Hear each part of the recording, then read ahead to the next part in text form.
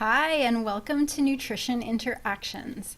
My name is Leesa Klich, and I am a science-based holistic nutritionist and proof that that's possible. Today, I want to talk about multivitamins because multivitamins, as you can imagine, are the most commonly used supplement. Half or even more people are using multivitamins, and the science in it is kind of a little bit nebulous at times. Some people say you should never waste your money on multivitamins, and other people say you should always take a multivitamin. And I'm here to say I'm going to tell you what we actually know, what the science actually says. This video is unbranded, nobody's sponsoring me, and I'm not going to be endorsing or critiquing any supplements at the end.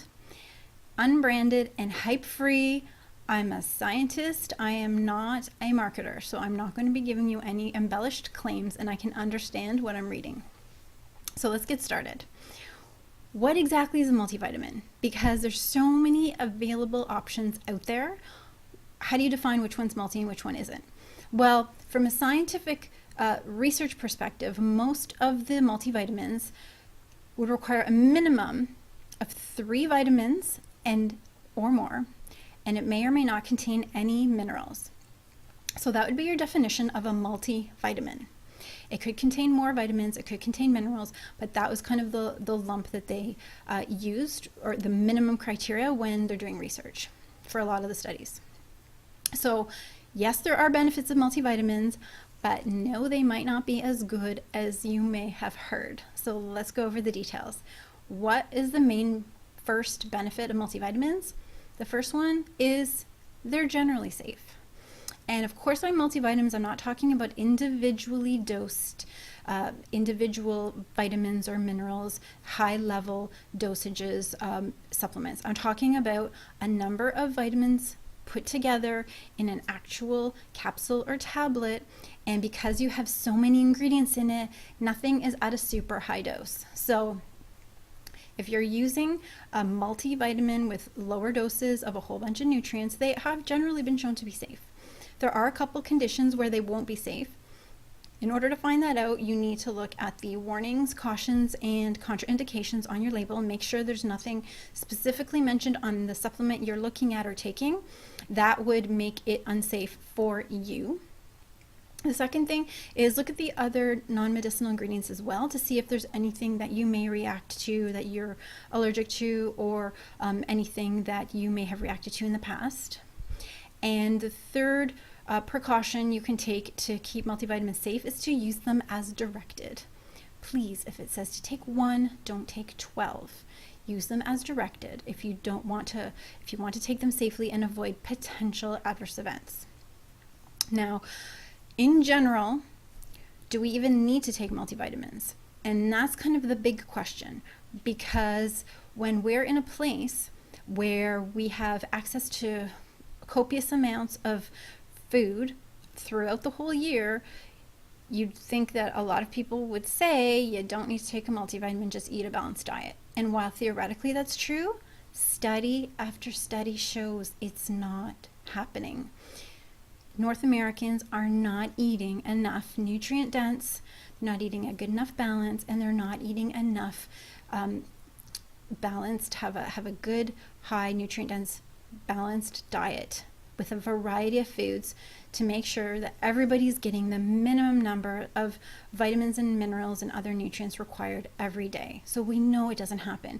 And this is not only from food journals and questionnaires, from surveys, but also when they do blood level testing to see what the levels are for certain people in certain populations. And really, we could really be doing better.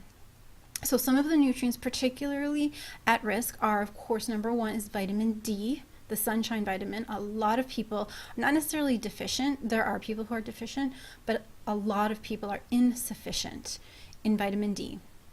Other nutrients of concern can be vitamin A, can be vitamin B12, as well as a few of the minerals like calcium, magnesium, and potassium. So those are the 6 vitamins and minerals that have been shown to be insufficient in a variety of people in North America. They're common insufficiencies. So in these cases, multivitamins can be helpful. So for example, There are other reasons why you would need to take a multivitamin, because you'd have a higher need for things. So, for example, if you're pregnant, your doctor or midwife or obstetrician has probably said make sure you're taking your folate, and that's to prevent neural tube defects. Most multivitamins would contain a folate, or if you're going to take one, make sure it does contain a folate. Iron deficiency is another one. Now, be careful with iron because too much iron is toxic. But there are certain people who may need to have more iron. For example, women of childbearing age or certain athletes may need to have more iron. Now, a lot of multivitamins come without iron for the exact reason that not everybody needs iron.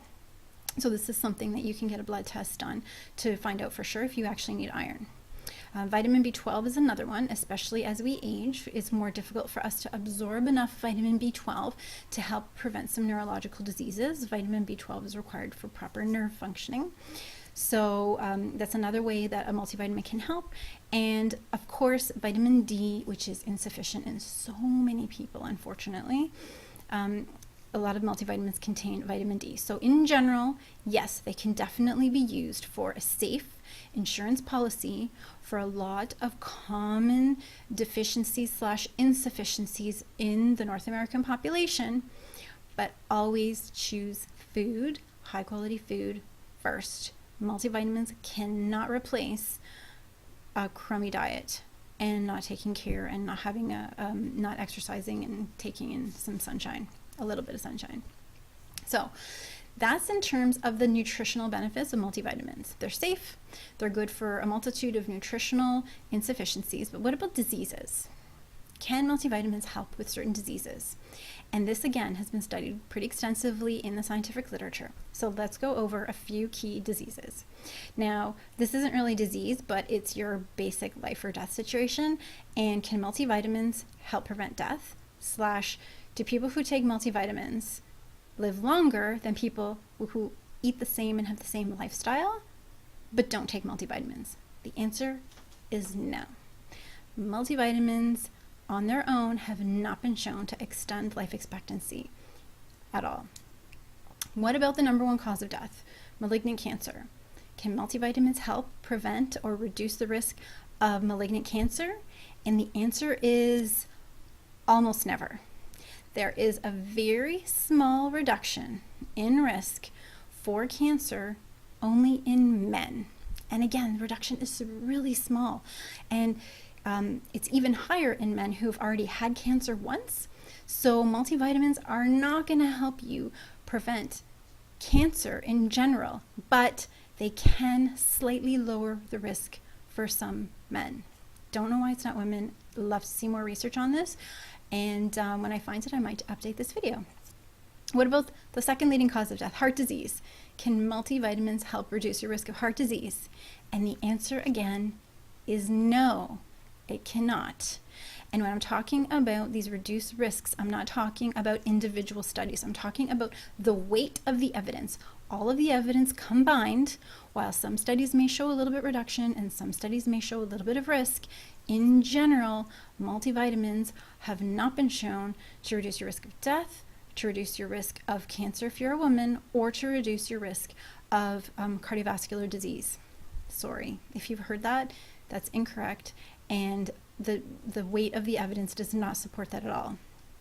But there are two other benefits for people who take multivitamins. So the first one is actually certain very specific kinds of cataracts. It seems to reduce your risk of certain kinds of cataracts in your eyes. And it also seems to reduce the risk of certain types of cognitive decline in older people. So a certain type of memory recall, it can actually be better in people who take multivitamins and people who do not. So that is the real deal on multivitamins. If you want a summary, you can click below. I have a summary of all of the benefits of the multivitamins.